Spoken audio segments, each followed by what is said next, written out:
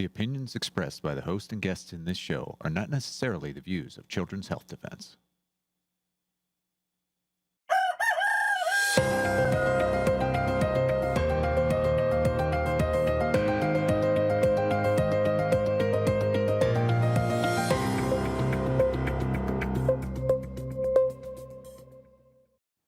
Good morning, CHD. It is Wednesday, the 24th of December, 2025. It is Christmas Eve. It's very, very exciting. I hope you're all with loved ones and really looking forward to getting together and having a great day tomorrow as well.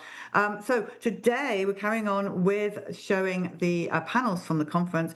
And the first one up is the Vaxxed panel. The Vaxxed Movie Reunion. It was the first time that Del, Andy, Brian and I had been together on a stage since the first Vaxxed movie, and Mary was moderating it. It was fun. It was fun. See what you think. So we're gonna show that, and then after that we have got the Centrality of Religious Freedom with Aaron Lewis. So enjoy that as well. And so yeah, have a fantastic Christmas Eve. Remember how much you're loved by CHD TV. We're going to keep going. We're never going to not be live for you, or never going to not have a show for you where you can chat together. So, yeah, pray big, my friends. Stand firm, never settle, and have a fantastic Christmas.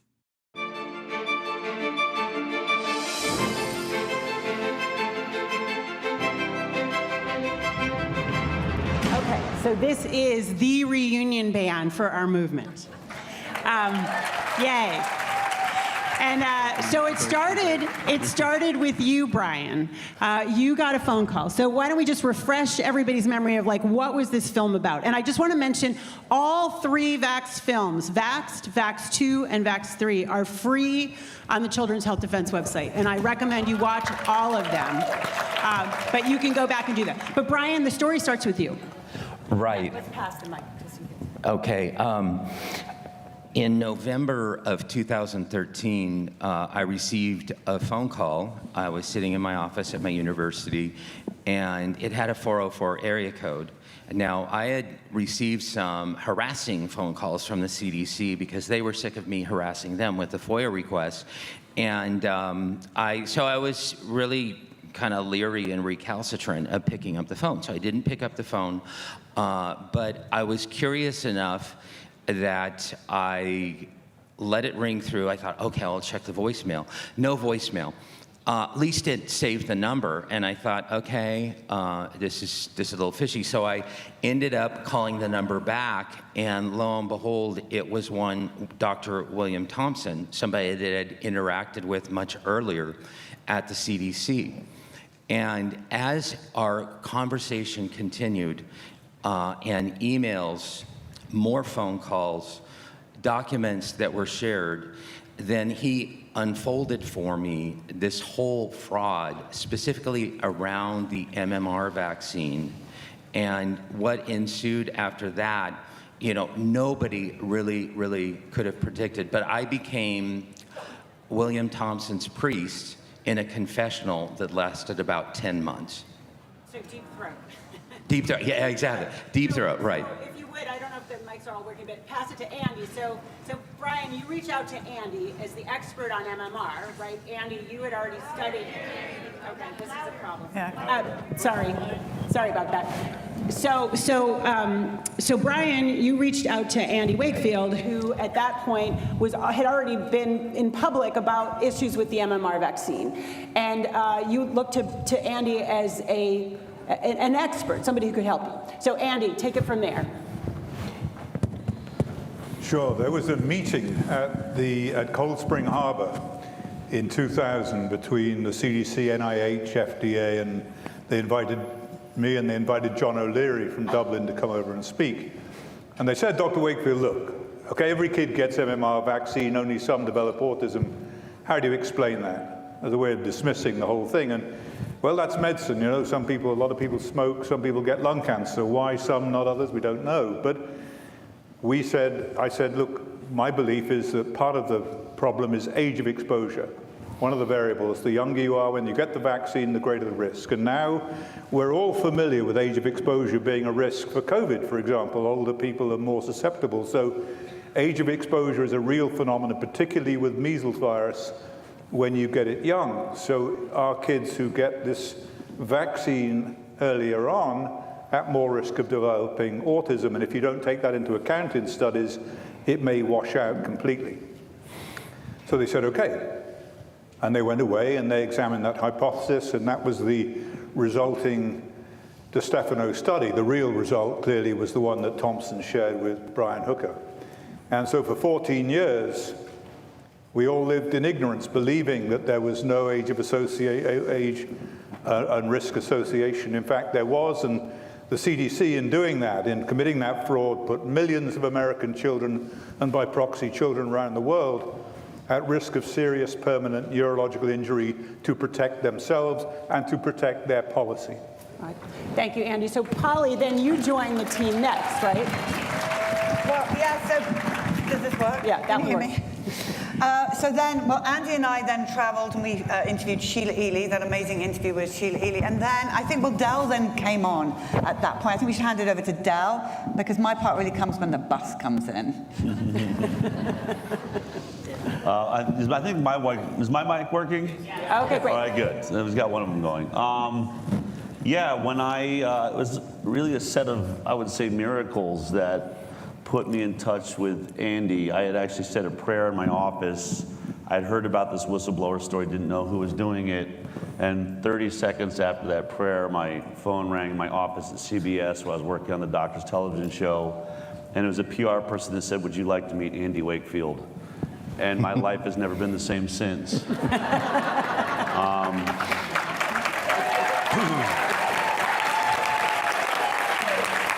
But I remember, as we'll get into, I think, how it all happened, but I remember the really critical thing was I'd met Andy, went down, flew to Austin here, watched the film, and over a couple of weeks we were in a conversation, and I eventually said, I think I really want to get involved with this, and Andy said, then you'll have to leave everything behind. And Andy, he was serious. He said, I'm serious. He said, in my experience, anyone that leaves a lifeline open ends up using that lifeline. So Del, if you're going to join me, you have to be all in. And I don't want an answer right now. He said, go home, talk to your family, think about it over the weekend, because I only want you involved here if you're going to take this all the way to the end. And they were really important words, and they're words I share with people that work with me now, too. Like, Sure. Know what you're getting involved with, but it was the greatest decision I've ever made in my life, and I really appreciate it. So Andy, then it's I think you can hear me now. So then it's set up. You finish the film. The four of you are on the team. Brian Burrows is the editor. Brian's here. We'll be on another panel later. And then you apply to the Tribeca Film Festival, right? So what happens then?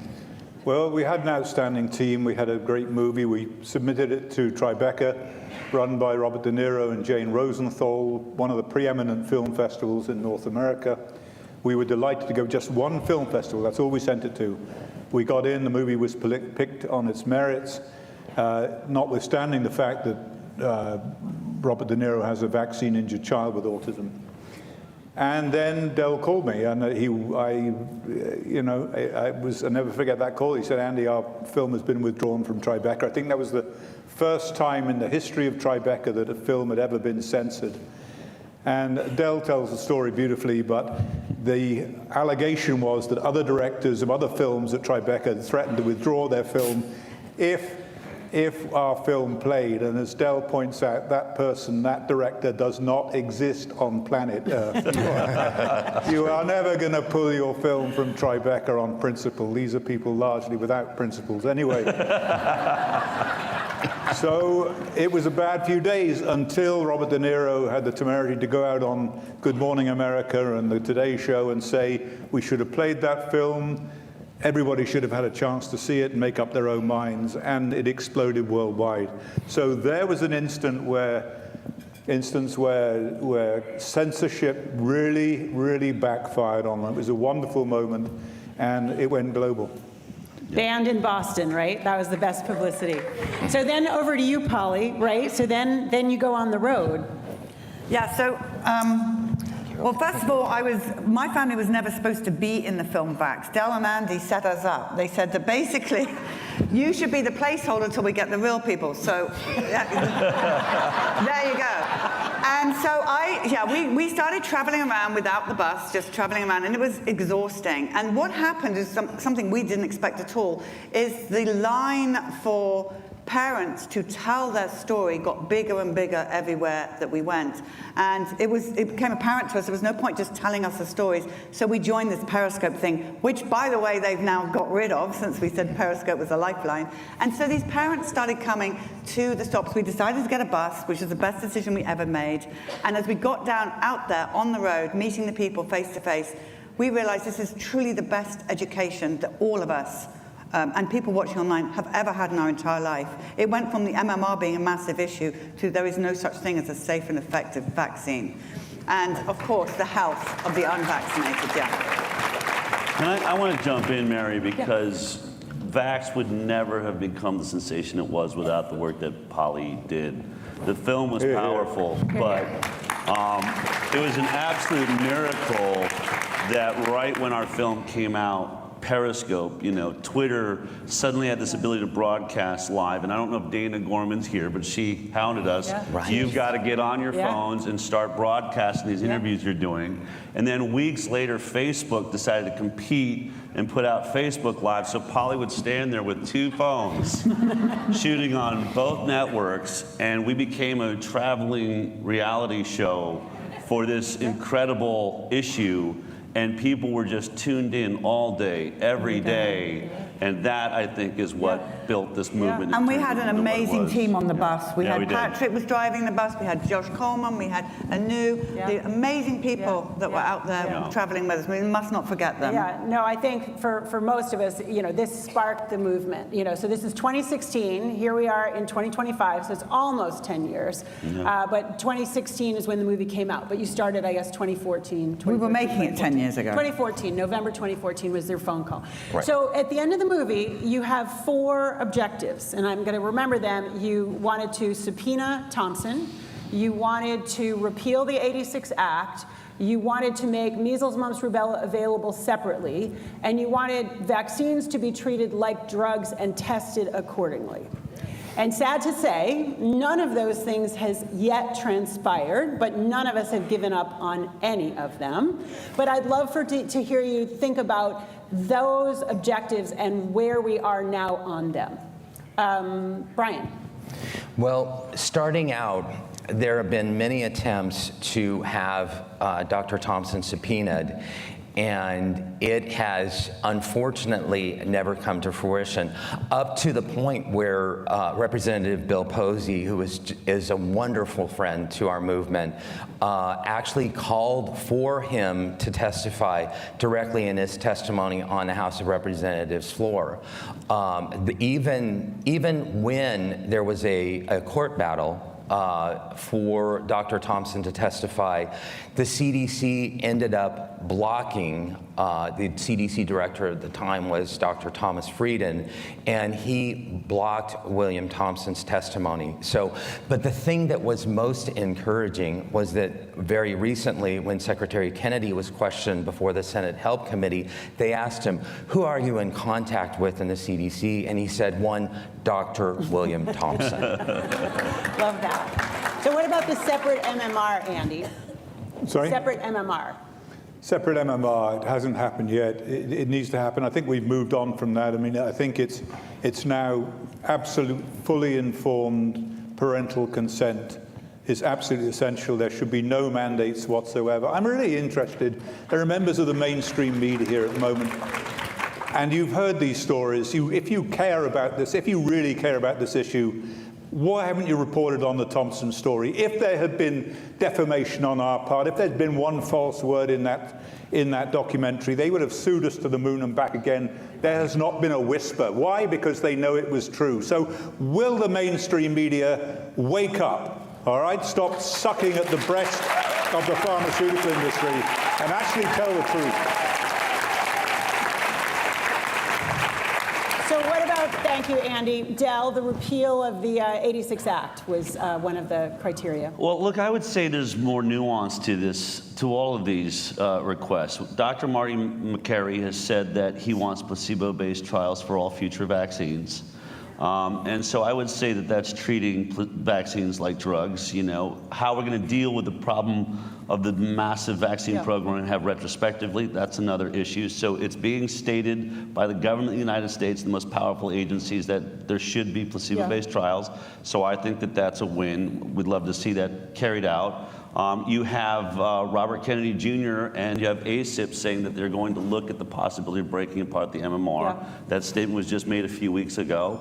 So again, we're moving in the right direction. And when you go down this list, these are things that we wanted. I think it's going to be, the 86 Act is the more complicated part, and we looked at it when I was working with Bobby. Is there any way to repeal the 86 Act? As you know, it's an act of Congress, so Congress would have to vote for that. But I think you're moving, it looks like if vaccines start moving to shared decision-making, they're removed from that liability protection, which means you're going to put it into place. So, I think we're watching these shifts actually happen. I think the court of public opinion is now standing behind it.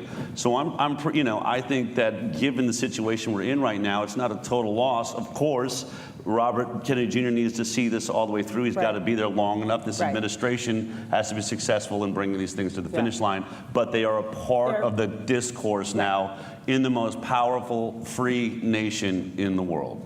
Thank you. Yeah, absolutely.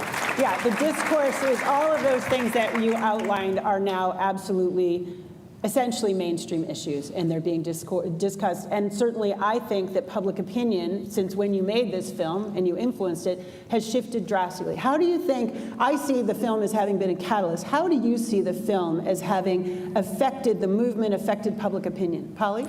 I think those 4 points, I never really agreed on the MMR. You've got to admit, we had a lot of arguments. I still say the same thing, the splitting up we know all vaccines are unsafe, ineffective. So please know that I am not with them on the splitting up the MMR.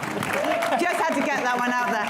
I think amazing things have happened. Amazing things have happened since Vax. Of course, we made Vax 2 and we made Vax 3 and we're making more films. Andy's making films. Del's doing fantastic work on the highway with ICANN. Brian is heading up our science department, doing literally the best work ever. So this is we would never thought that Bobby would be our health secretary. Come on, we're in the best place we've been in for ages. So, I just want to say that for my personal thing, that we have got to take away the incentives that pediatricians are getting for vaccinating our kids. That has got to happen now, because that's where the problems start. So for me, that's my big passion. Take away the financial incentives, 100%. the perverse financial incentives. Yeah, absolutely. Brian, how has it affected the movement? Well, sometimes my son and I, when we're together, we get recognized at the mall. That's fun. One of the things that I believe this was a catalyst for was really the difference in public opinion that led to the candidacy of Robert F. Kennedy Jr. for President of the United States and his eventual appointment as HHS Secretary. When I first started working with Bobby, he had told me that prior to tackling this particular issue, he had 60 speaking engagements a year. And after tackling this issue, they dwindled down to absolute zero. Nothing whatsoever. And so he and we were this sort of ragtag group that he had assembled called the World Mercury Project. And, we were persona non grata absolutely wherever we went. And to see the difference now in terms of the court of public opinion, the rise of Robert F. Kennedy Jr. and the difference that he has absolutely made. But that man personally went through the valley of the shadow of death for our kids, and to see him in this particular position, we all couldn't be happier.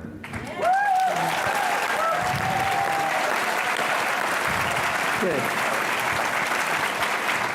Andy, your view, how has it affected the movement? Right, I'm just trying to imagine Brian having to explain to his wife the women's underwear that's been thrown at him in the mall. And I have this image in my mind.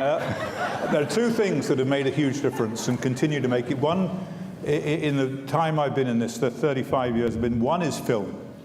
Film is a way of communicating with millions of people at one time, rather than just one person in the clinic, one-on-one. Film is absolutely essential, and nowhere is that better exemplified than Dell's latest film, An Inconvenient Truth. Another fraud by the system. Doesn't that tell the media, doesn't it tell us everything that we need to know about these people? 3,500 people die from asthma in this country every year, all right? But he was the senior author on that study, was more concerned about his career than perhaps reducing the number of deaths from asthma. And that really says it all. So please don't call yourself a scientist, because you're not. Unless you're prepared to publish the results, whether they're negative or positive in favor of your belief system, then get out of the system, because you're not a scientist. But the importance is we need to continue making these films, and we need to give Bobby the time to do what he's trying to do. And that, you know, when this started, it was what, 11% of the vote was Maha. Now I imagine it's up to 20%, thanks to everything that's happened. That is a huge voting block, but Bobby has to be given the time to execute the plans that he has, and that needs to be taken into account when next you vote. Thank you, Andy. And Dell, your view. What's the catalyst? Where are we in the movement? How has the film affected it? I think the most important thing about the film is the movement. And I'd actually like to take a moment, because I think what changed everything was when we started asking this question. Would everyone with a vaccine-injured family member please stand up? If you have a vaccine-injured family member, will you please stand up?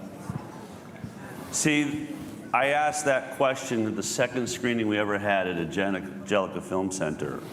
And in that moment, all of you that stood up looked at each other and realized, I think for the first time, that you weren't alone. And people were coming up afterwards saying, I didn't realize this person lives right down the street from me, and they have a child with autism. This thing had been so totally censored, and you'd been so ridiculed that you were stuck in your homes all alone. And what this film did was give a place for all of us to join, find each other, build a community, and build a movement. And once we realized we had family, and we had power, and we had a voice, that voice became unstoppable. And I want to speak for those like myself who did not vaccinate my children, and as Polly calls them, the real anti-vaxxers. You, those of you that just stood, and your courage to tell your story, and your courage to say, put Vaxxed out there, has saved millions and millions of children around the world. And this movement grew because of those people who have bright, brilliant, perfectly healthy children, that is exemplified in An Inconvenient Study by Henry Ford, and all the studies that have looked at this so far. So the movie is one thing. I think it just gave us a location so that we could all come together, find each other, and start doing what was right. And that movement was unstoppable. Here you are. So the person who's not sitting up here, but who is the central character, if you will, of the film, is Bill Thompson. And that is the importance of whistleblowers. When we think about Bill Thompson telling you the truth, even though he didn't do it knowing that a movie would be made, but when we think about the person who handed the transcript from Simpsonwood that was held at the off-site meeting at CDC, talking about how they knew that thimerosal was harming children, how do we encourage more whistleblowers to come forward? Because they are critical. We don't know what we don't know. How do we encourage that? Brian? Seeing what Dr. Thompson went through and the level of persecution that ensued, I mean, that itself could be another movie. The story around him, the story around his family, the story around his colleagues that basically shunned him from the CDC, the story of the CDC then putting him in an office, just basically, oh, well, Bill, we'll store you here for the next 15 years until you retire. But whistleblowers need to be treated very, very carefully. They need to be given protection, and you need to know that they are ostracized, they are marginalized, and that just has to end. What about you, Andy? Your thoughts on whistleblowers? Yeah, I've dealt with a number of whistleblowers now. It's a very uncomfortable life as a whistleblower. There's no doubt about it. It would be dishonest to suggest that it weren't. And I've witnessed this for all the whistleblowers that I've interviewed. We have an absolute obligation to protect them. We have to encourage them. We have to protect them. We have to, and the thing for whistleblowers is to understand that the more public they are, the safer they are. All right? When the only person the person who's sitting next to you doesn't want you to tell your story and you're in the CDC, it becomes very difficult. You have got to cut those lifelines that Del talked about, and you've got to get out there, because once your story is public, then you are safe, paradoxically. Del or Polly, any thoughts on whistleblowers? Well, I mean, it's true. It's really unfortunate that we live in a time where our government attacks whistleblowers. Really, they're the protections that used to be there, and that our mainstream media that used to celebrate whistleblowers and realize the importance of attacks. And I think it's the biggest disgrace to media that's become a propaganda machine for the government. And I think that's the great injustice of modern media. But I do want to point out, you know, Senator Ron Johnson hearings, he's doing hearings packed with what I think you essentially can call whistleblowers. And I helped him direct a couple of those. And one of those I remember sitting, and there was like 20 doctors and scientists, and how are we going to do this? And I just said, I just want every doctor here, every one of you to recognize that there's 20 of you here today, which gives you a safety, and I'm glad you're here. But let's recognize Andy Wakefield, who sat here all by himself.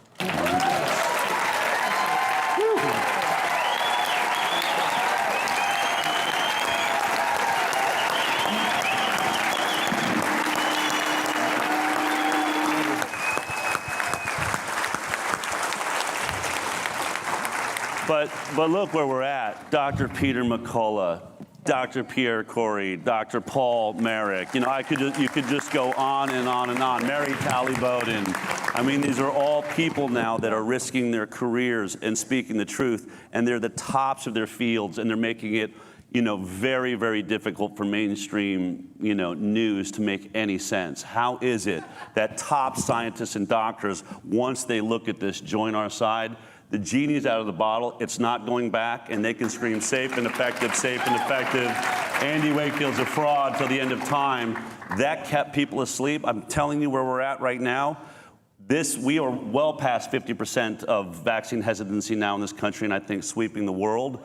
Mainstream media can go back to those old caveats. They may have worked to keep people asleep, but now that they're awake, they have no tools to put us back to sleep. This is game over. We're going to win this.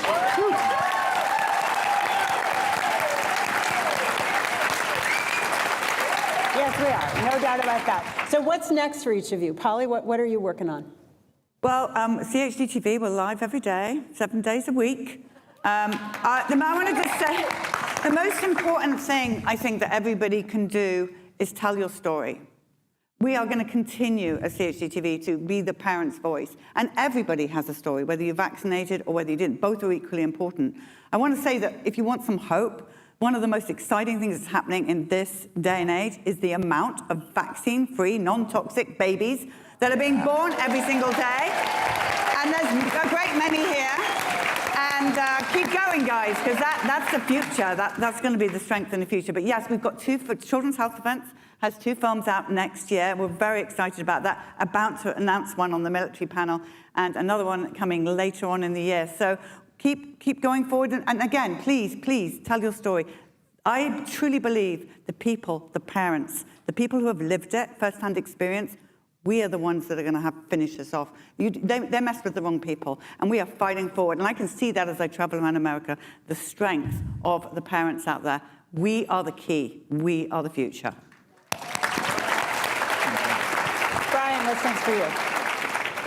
Well, being a part of Children's Health Defense and Chief Scientific Officer over Science and Research, I have the best team of colleagues and individuals in collaboration. We're doing things that we had never dreamt of doing before. You know, first the edifice was just getting something published in the, in Pharaoh's court, basically the peer-reviewed publications in the National Library of Medicine, PubMed. And now that we've cracked that edifice, we crack through that edifice regularly with our staff scientists, with our collaborators, with our volunteers. And one of the things that is a delight and a joy every day is that we get to study the health of the unvaccinated. And we're seeing a new paradigm in society of these unvaccinated children being risen up, not having recurrent infectious diseases, not even having a single ear infection. And immunity in these children is being restored back to what God intended. Mm-hmm. Amen. Andy, what's next for you? For me, okay, well, I'm a filmmaker now. Our last movie, Protocol 7, won 34 film awards, which is dangerously close to being respectable. We have a new movie coming out, working title, The Honey Hunter's Daughter, shot in Thailand, a COVID story. And the one thing I want to do, Mary, is the next film it's written, it's ready to be made. It's for those children who died or injured on the battlefield of this issue, who I don't want to be left behind. Things will change now because of everything that this panel has done and you've done. Things are moving on, and we will see ultimately justice and a change in vaccination policy. But what about those children who are already injured? They must not be forgotten. So my new film is specifically about that issue. Thank you, Andy. And Dell, how about you? Well, I mean, of course, we have a weekly talk show, The High Wire, that I've just been very proud of the work that we've done there. An inconvenient study is sweeping the world, and I think that study is causing a scientific debate that's needed to happen. So again, I'm with Andy. I think that what Andy saw, and Polly did too, and when I got involved, was media is everything. If a tree falls in the forest and no one's there to hear it, then we've got nothing. And so to continue to produce media, I think, is critical. And then, of course, these lawsuits, winning back religious exemption from Mississippi. I think Aaron Sears is going to pull it off in West Virginia, which also continues to move the needle. But it's going to take everybody, right? I mean, I think the big concern right now is when we're having moments of success like this, movements tend to go back to sleep. Oh, Robert Kennedy Jr. is HHS Secretary, and there is so much work to be done. And I think, the entire purpose of this conference is, this is only a moment. Yeah. This is only a moment if we don't do everything we can with it. And so I think the most important thing that people recognize and need to recognize right now is that God is an anti-vaxxer and he needs you to speak up. So have courage. All right, I'm concerned about time. If we have a little bit more, I'm not quite sure. What about 2026? 2026 is going to be a pivotal year. Polly, what do you see ahead for the next year? Well, I see CHD getting bigger and bigger. I see CHD TV getting bigger and bigger. Yes, ma'am. And we've got our films, and we just keep going. I mean, we just head on. Here's the thing. Here's what we do. The media puts out nonsense lies. We break it down and bring you the truth. Between CHD, Hardwired doing the same, countless others. So we just keep breaking down their lies and bringing the truth. Then we're going to be fine. We've got to stick together and be careful not to be deceived, because that is everywhere around us. So definitely the answer is us being one big family around the world, not just here in America. We need each other. Yeah. Brian, 2026. 2026, when I squint and I look up at the sun, then I see a lot of criminals in orange jumpsuits.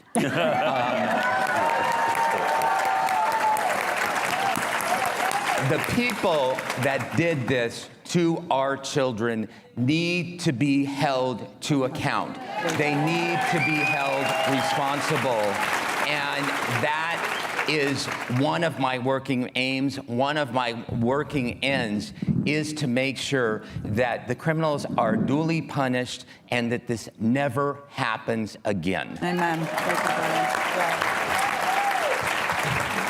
I guess two things, Mary. One is to make the new movie, to raise the funds to do that. That's what it takes to get into pre-production, so that's on a personal level. If there's anyone out there who wants to get involved, please do. And the second thing is that we need collectively to give Bobby Kennedy, a very, very brave and smart man, the support he needs to get through the next round and get the job done.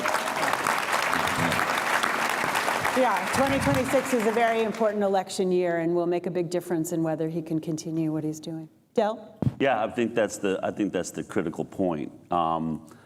You have to recognize you have a power right now, actually this year more than ever before. I think this last legislative season was the most medical freedom bills that have ever swept this country.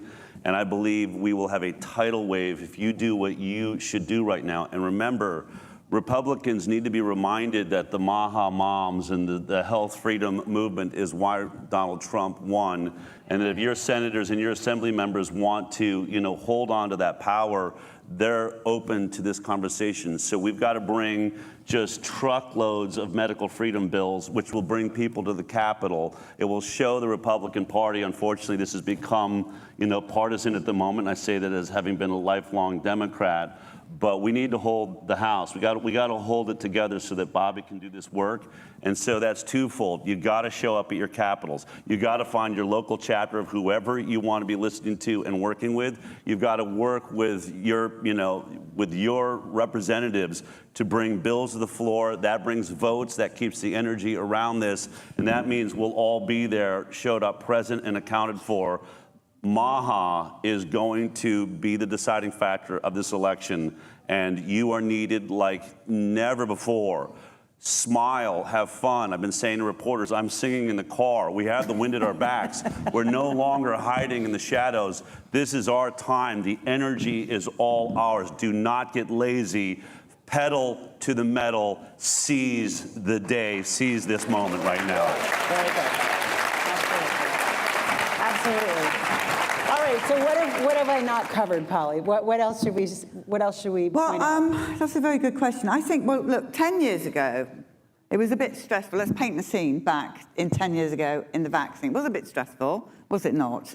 We didn't have any money. Yeah. We were trying to make a film. We didn't really know. I mean, you guys were not arguing, but let's say it was intense. Giving it some over there, and I was being. And we're going to be on. I always said we should have made a documentary about the making of Vax. I was being a little Miss Madam and saying, I will not be part of something that splits the MMR up. I want no vaccine. So you got to understand that we came from. Well, you came from the doctors. You were trying. Well, I don't know what. You'd been struck off, and there was me trying to build a centre for adults with autism. So let's speak truth here. It was hard work, but we did it. We did. You're here. And despite what you all may hear, we are incredibly good friends. We have all gone in different directions, but we are working as one big family. I'm with Children's Health Defense, making films, Hire Where I Can. We are all working in unison together. So whatever you hear, forget it. We are all good friends, right? All right, Brian, what did I leave out?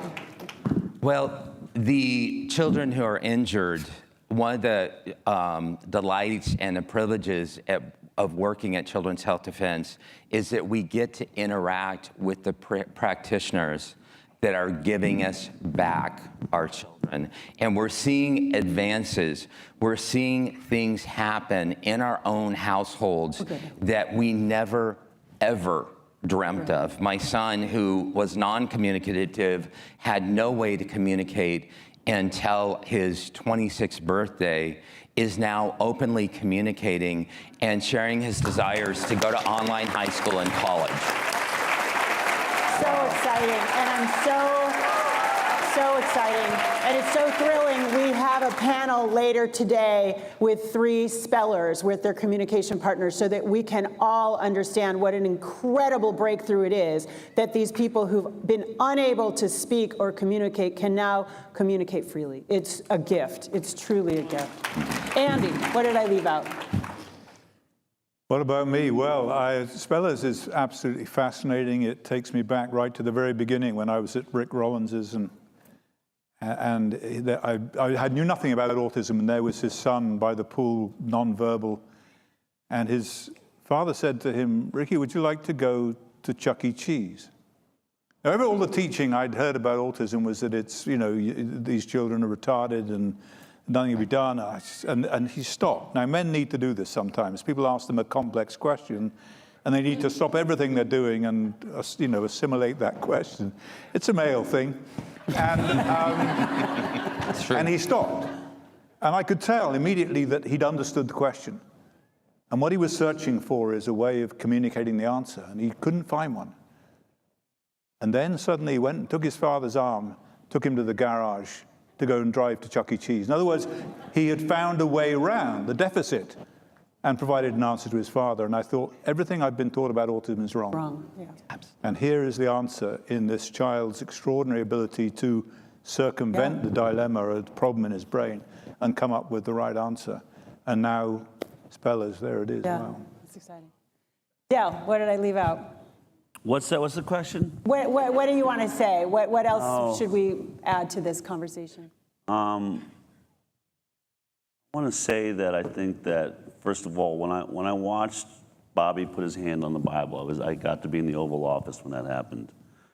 And I really did just think, God is good and so much more capable of anything we can dream. I mean, I really sat there and thought, and Polly said it at the beginning, this is beyond our wildest dream. I don't think any of us thought that that was possible.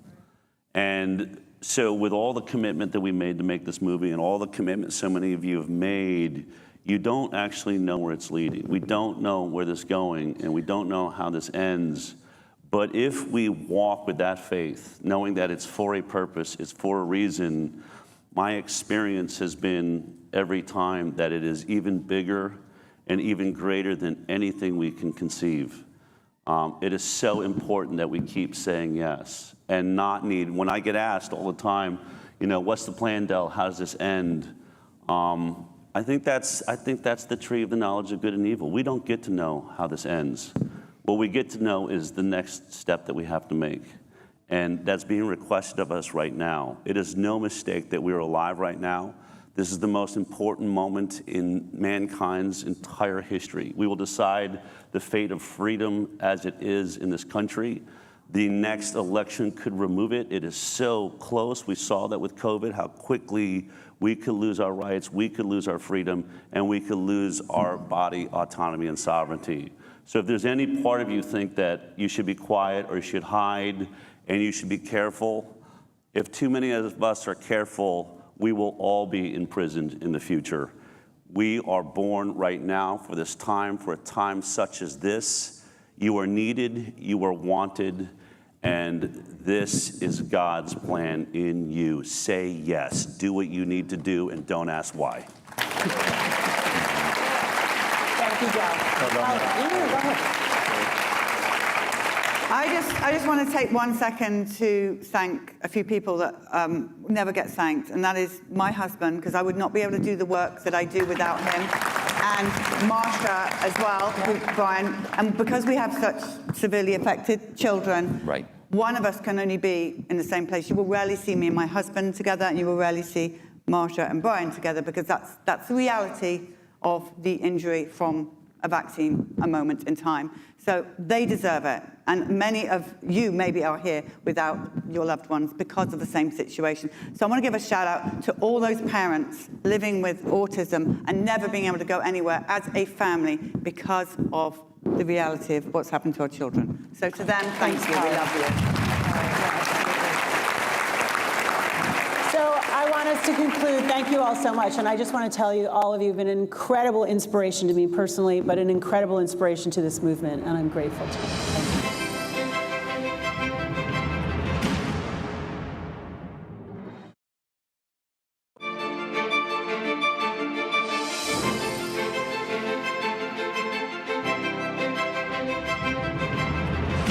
right, so good to see all of you on this wonderful Sunday afternoon in beautiful, sunny Austin, Texas. It's so exciting to see your face. I'm still somewhat like a kid in a candy store. Every time I see smiling faces, I'm still dealing with some post-traumatic stress syndrome from the pandemic when everyone was masked and no one was smiling, or if they were, we didn't know whether they were or not. And all that was thrown and thrust upon us. And just to see your smiling faces today is absolutely amazing. And so I'm so happy for that, so happy. I'm equally as happy for the unprecedented, and I use words very, very carefully, but the unprecedented work that CHD is doing that is not touching America, but touching the entire world. And so we need to give a tremendous, tremendous round of applause to Mary Holland, her team, Stephanie, Michael, all of them, every one of them, for the work that they are doing that's literally changing the world, the entire world. We're so grateful for CHD. And so just for a few moments, I want to talk to you. And the topic I was given was assigned to me concerning or about the centrality of religious freedom. Now, this is not a religious talk. It's far greater than that. This is for the thinking individual. Consider this a master class. And so I've served as a senior pastor of an actual local church in Connecticut for 27 years, recently retired from that role, and now traveled the world to help strengthen communities of faith in third world countries that have been completely decimated as a result of the pandemic. And so I always say to people, I say that we have our issues in America, but I've been to 60 countries in the world, and I said that even on our worst day in the USA, it's still a whole lot better than other countries' best day. So I'm really still grateful, despite all that we're going through in our country, that we're still in the United States of America, because we're still in a really, really great country, and we need to know that. And so I've done that for 27 years. I've been an expert of canon law, an educator. I started a school in the city of Hartford, Connecticut. I ran for governor as well as mayor, so I'm someone that understands the intersection of faith, education, and public policy. And so I also understand, having dealt with literally thousands of people throughout the course of my career, I understand what pain feels like. I understand what pain feels like within myself, within my family, and having counseled thousands of people, I get it. I understand what it feels like to deal with pain. And when Dale actually had people to stand who have children that were affected adversely by vaccines, it really just really touched my heart, because I said, wow, these are people that have endured, but not just endured, yet overcome some very substantial pain. And it's interesting because it depends on how pain comes to us with regards to how we react to that pain. So in other words, if I came up to you and pinched you, right, you would feel some pain, but you probably would pinch me back, but you would feel pain. But the pain that you felt would be a pain that you knew was coming your way because I pinched you, you understand? But many of us didn't start as, the phrase anti-vaxxers. No, we were people that were ushered like sheep going to a slaughter. We were ushered into pain. Why? Because we trusted, we believed, and we paid a price. We believed government, we believed pharmaceuticals. We believed what they said, but the good thing is that you're not alone. You are not fringe, but you are the litmus test of American freedom. What do I mean by that? A litmus test is a sample, a divisive indicator, something that reveals the true nature or quality of a situation. In science, it's used to test acidity or alkalinity with one quick check. But in society, a litmus test is an issue or a group of people whose treatment shows us whether our values and freedoms are truly being upheld. Think about that for a moment. The way that society, government, and institutions treat people like you, people who question official narratives, demand accountability, and insist on bodily autonomy, reveals the real state of freedom in America. It is your right to question. I'm going to say that again. I repeat myself sometime, just my style. It is your right to question, to ask questions, to dissent, to refuse, and to demand truth. Those rights should be respected and protected. And when they are, then it's a sign that American freedom is alive and well. If instead you are silenced, marginalized, punished, ignored, or canceled, it's a warning sign that those freedoms are under threat for everyone, not just you. So your struggles and your courage to stand up for your belief, and even more than that, for your children's well-being and your family, are critical tests for the health of American democracy and liberty. How your voice is treated shows whether freedom is real or if it's just a slogan. And so when we look at religious freedom, when we try to define religious freedom as not just the right to worship, but the right to believe, to speak, to dissent, and to live according to conscience, there were many people, thousands that I wrote exemptions for.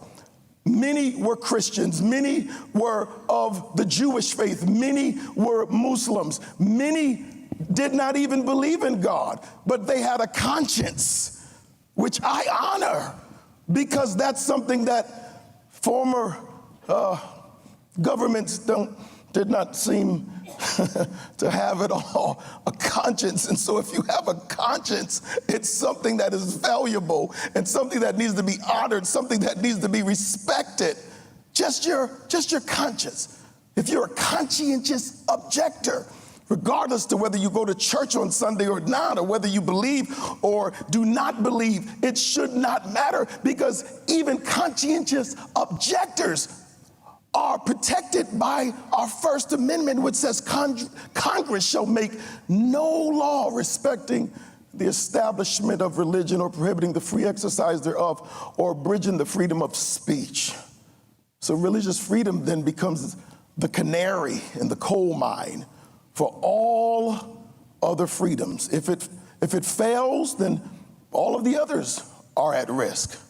And so the pandemic, and I've said this many times, was a litmus test.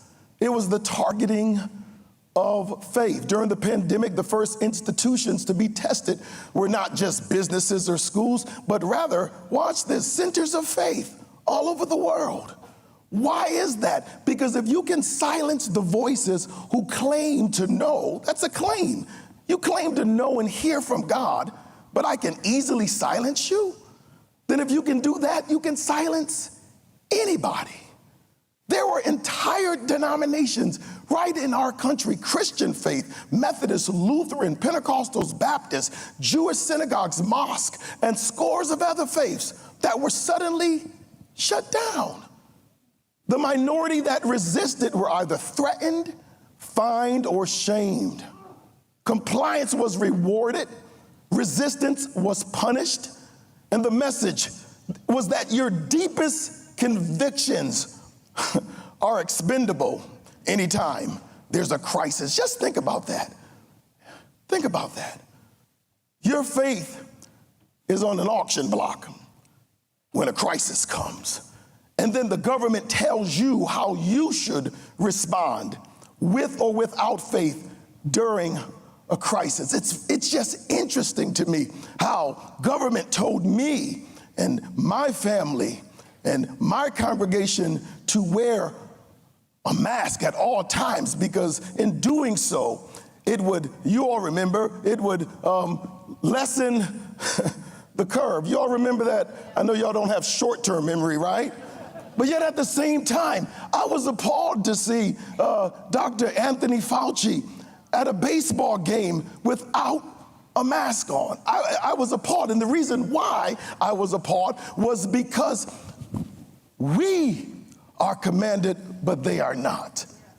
And so bodily autonomy and conscience became an ultimate test as well. The pandemic forced an intersection.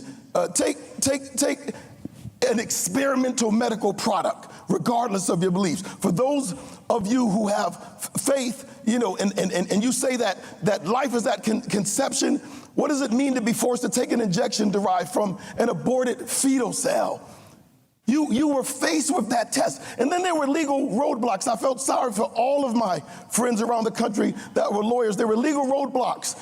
And they kept saying this: no standing, no standing, no standing, no standing. Why? Because they were silencing what? Justice. During the pandemic, courts told lawyers and victims no standing. And they were simply saying that you must prove that you were harmed. And they ignored the harm that you actually experienced. So religious freedom is everyone's freedom. It's not about religion. You don't have to be a Christian, a Jew, a Muslim, or any kind of faith to care about religious freedom. Religious freedom is the soil where free speech and free thought and bodily autonomy grow. It's my freedom to believe and speak whatever I believe. And if that freedom is gone, and my freedom to dissent is gone, then there goes all of our freedoms. So I want you to, I'm going to leave you with this. I want you to understand that the centrality of religious freedom is the centrality of freedom itself.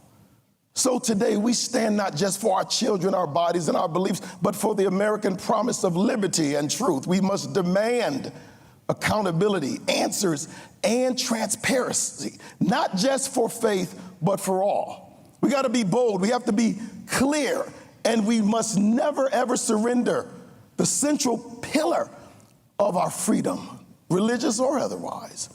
Because when faith is silenced, so can science, so can dissent, and so can you. So you got to stand for freedom because it stands for all of us. Now, some of y'all might remember this name, many of you may not, but some of y'all might know a name, Michael Jordan, arguably the greatest to ever play the game of basketball. He had 6 championships, 5 MVPs, and a sneaker named after himself that some of y'all have on right now. But let me tell you something. Michael Jordan missed over 12,000 shots in his career. 12,000 times the ball didn't go in. But you know what made him the greatest? He never stopped shooting. So this afternoon, I'm telling you to be like Mike. Anybody want to be like Mike? I want to be like Mike because he never stopped shooting. They might call you names. They may silence your voice. They might dismiss you. They may deny you. They may deplatform you. But don't you dare put down your ball. Don't you dare. Don't quit. Don't stop. Keep on shooting. Every time they say your child doesn't matter, I need you to do this. Keep shooting. Every time they refuse to hear your case, keep shooting. When they dismiss your case, file again. Keep shooting. When you feel tired and discouraged, and when you want to leave the court, I beg of you to keep shooting. Why? Because every shot, whether you miss it or whether you make it, is a stand for freedom. And every stand gets us closer to victory. So I'm asking you to keep shooting, keep standing, keep believing, because our championship, our big win, is on the way. Don't stop. Look towards your neighbor and tell your neighbor, keep shooting. God bless all of you, and God bless these United States of America, and God bless CHD.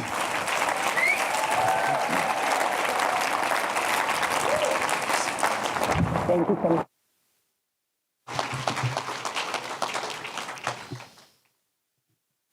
Oh my goodness. So I just want to say two things about Aaron's talk. You know, historically, all law comes from religious law. So it's not irrelevant at all to what we're doing.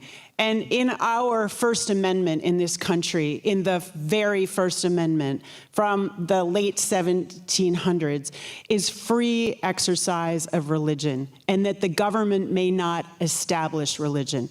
And yet, for those of us who do not believe at our core that we can vaccinate our children, we don't have religious exemptions in 5 states in the country. And that, to many of us, is truly an abrogation of our religious rights. It may even be beyond that, of any civil rights, but it's certainly an abrogation of our ability to exercise freely our religions. And so one of the things Children's Health Defense is doing right now is to endorse something called the GRACE Act in Congress, brought by Representative Stubbe of Florida. This would articulate from Congress that the free exercise of religion under the First Amendment includes the right to a religious exemption. Please know about this. Please call your congresspeople. As you've heard today, or yesterday, from Jane and Sarah Doe, where there's only medical exemptions and the medical doctors are intimidated and won't give medical exemptions, or the state will not acknowledge those medical exemptions, as in Sarah's case, 7 medical exemptions, and her school district wouldn't take them. You can't send your kid to school, and your choices are homeschooling or move out of state, or put your child's life at risk, as some families did. So I hope that you will consider calling your congresspeople to support the GRACE Act by Representative Stubbe. All right, so you are truly the hardcore.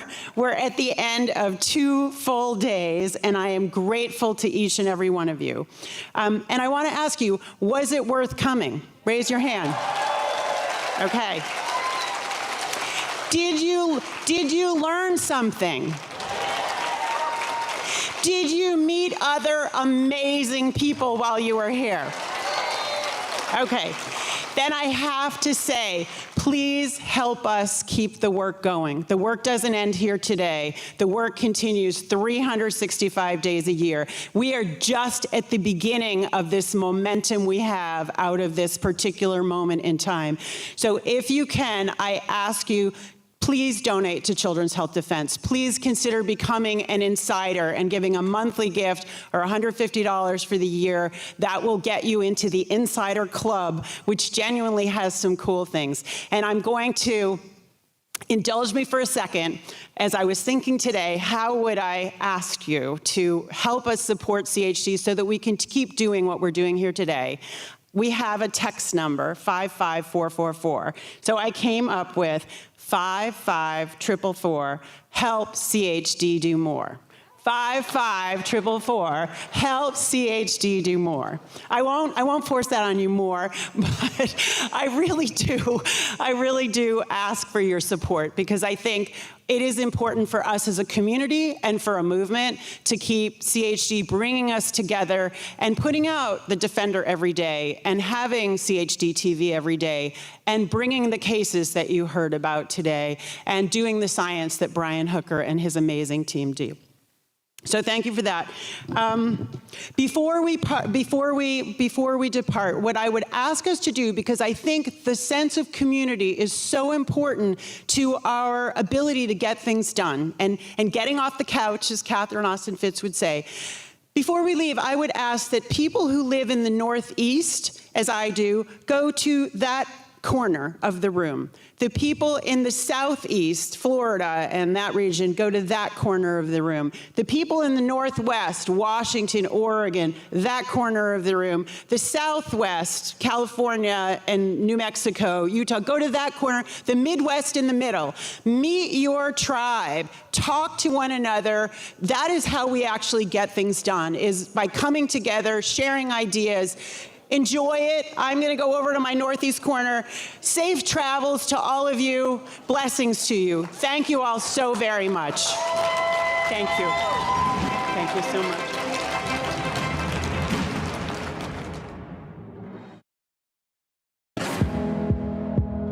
This and all CHD TV programming is made possible by generous support from viewers like you.